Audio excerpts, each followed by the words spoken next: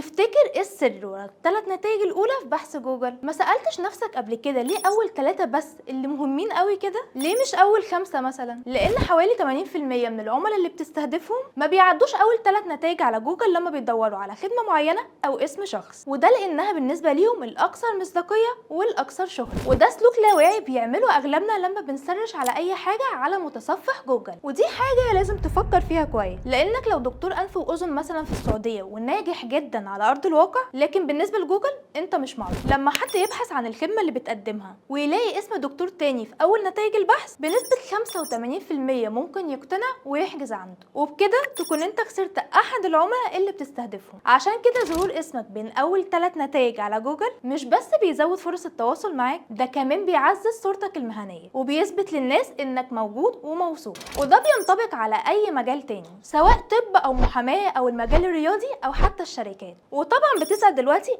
اعمل ده ازاي، واكيد ده بيحتاج مجهود ووقت. في الحقيقه لا، الموضوع ابسط من كده. احنا بنقدر نحقق كل ده من خلال خدمه الكراون جورنال، ودي عباره عن مقاله فيها كل حاجه عنك، اسمك وصورتك وخبرتك وانجازاتك المهنيه، وبتتكتب بشكل احترافي جدا ومتوافق مع محركات البحث عشان نضمن انها تتصدر جوجل. فلو عايز تبني سمعتك الرقميه بشكل قوي وتكون دايما سابق منافسينك، ابعت لنا رساله وفريق الدعم هيتواصل معاك بالتفاصيل.